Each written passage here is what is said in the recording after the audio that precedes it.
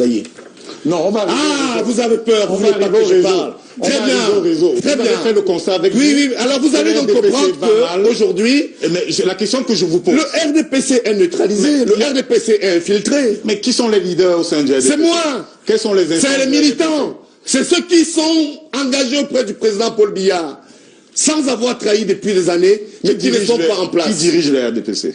Les francs-maçons et les PD. Donc Paul Biya. Pour la plupart. Donc Paul Biya. Non, je ne suis pas en train de vous dire que malheureusement, c'est le président qui nomme toutes ces personnes-là. Les réseaux c'est le président du parti. Les réseaux ont neutralisé le parti. Regardez tout ce qui se passe aujourd'hui. Donc, le président national aurait perdu la direction du parti, c'est de ça que vous parlez? Non, c'est très dur pour le président aujourd'hui. Le président alors qu'il a l'âme atomique du décret. Le président a l'âme atomique du décret. Et pourquoi c'est dur? Vous voulez que je vous fasse une autre révélation? À côté, il y a ce qu'on appelle la survie au pouvoir. Lorsqu'on crée le RDPC à Bamenda, il y a deux camps qui se battent. Il y a les conservateurs, anti-Aïdouis et Pobia, tenus par François Singakwa. Et de l'autre côté, il y a les rénovateurs, à l'image de M. Ngango. Si le président Paul Biya laissait les rénovateurs prendre le pouvoir, il ne serait plus en vie.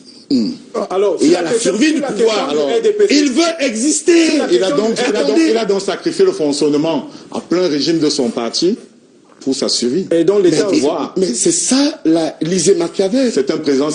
La survie d'un homme politique dépend de sa durabilité. Est-ce que finalement, la seule chose qui importe, le président national du RDPC, c'est sa survie. C'est son strapontin de président du parti, de président de la République, peu importe que le pays aille mal. Est-ce que la seule chose qui importe finalement votre président, c'est son pouvoir?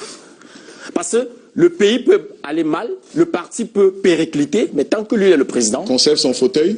Il n'y a pas de problème. Vous savez ce qui tient à cœur le président politique. C'est ce que vous laissez. C'est ce que vous laissez. Je suis encore devant vous. Oui. Je vais vous le dire. Répondez donc.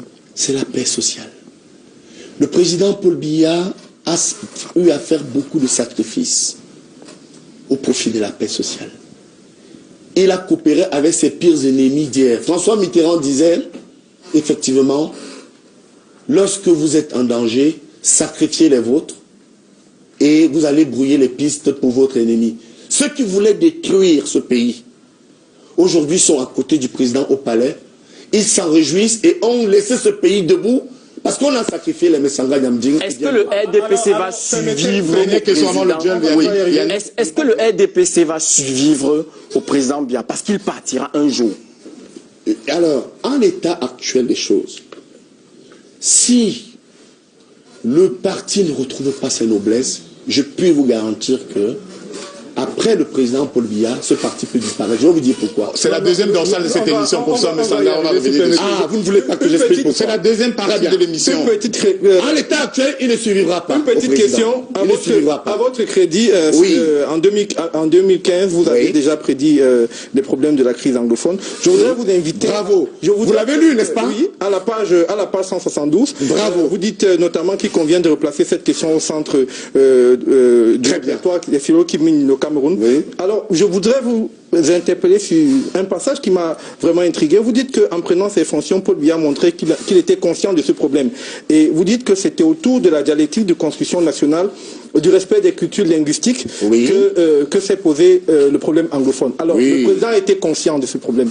Pourquoi n'avoir pas agi à temps pour éviter la situation qu'on connaît aujourd'hui à Bamenda et à Buea? Parce qu'il a autour de lui des gens qui veulent quitter. Alors le président n'est jamais responsable. C'est toujours la faute des autres. Écoutez, lorsque vous mettez vos anciens collaborateurs les plus proches en prison, vous êtes en danger. Lorsque vous avez connu certains coups d'État, vous êtes en danger.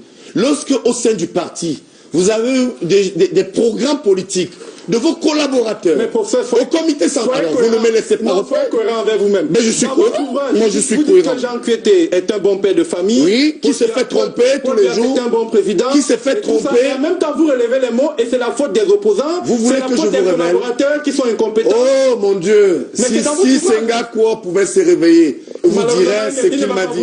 Si Ndoumba qui est couché pouvait vous dire les souffrances qu'il a aujourd'hui à la morgue où il est. Est-ce que vous avec aidez... des gens qu'il a demandé de partir. Mais les fantômes... Vous voulez que je les cite? Est-ce que vous aidez le président? Est-ce que vous aidez le président du RDPC en le dédouanant de tout? Systématiquement. Non. Est-ce que vous l'aidez finalement? Je vais vous dire quelque chose.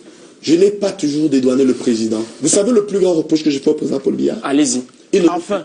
Il ne nous punit pas suffisamment. Je signale que vous avez été blâmé par votre parti. Abusivement, vous le savez aussi. Mais à ce moment, vous le savez aussi. Vous le savez aussi. À ce moment. Vous savez aussi très bien que le président ne nous punit pas suffisamment. Et vous m'amenez à vous dire estimez qu'un blâme, c'était pas suffisant. J'ai été pour des combats de chapelle, les combats de leadership. Moi, j'ai évité au RDPC l'emprise du littoral et d'une camp par le G11. Ça m'a valu ce que vous savez. Et quand ce conseil s'est réuni, vérifiez-le. Don Soumet est encore en place. Rapporteur de cette commission, j'ai été acquitté. Vous savez qui a mis mon nom après? C'est M. Mafani Moussonga et Mokoko Mbonjo. Le président a piqué une colère folle. Mais il les a sanctionnés. Je vous dis que... C'est le même président qui vient de nommer M. Mafani Moussonga à la tête de la commission... mais bravo, on peut continuer à les nommer. Mais en attendant... C'est le même président. Le président ne résout pas les problèmes, mais vous continuez de dire que c'est la faute aux opposants, c'est la faute aux PD, c'est la faute aux homosexuels. Je n'ai pas dit que c'est de leur faute. C'est de la faute. J'ai dit que les réseaux se sont substitués au parti. Et je peux vous dire que, à l'heure où je vous parle, M. Monkambi encore, M. Talba vit encore, Baba Amadou vit encore, Donsoumé vit encore, allez demander à ces gens que je n'avais pas été acquitté. Eh bien, la mafia a quand même mis mon nom dans le blâme. Dieu merci, lors d'une audience où le président m'a reçu, oui, allez un peu voir, il nous a fait comprendre qu'il savait ce qui passait. Vous savez, moi je ne suis pas inféodé à quelqu'un.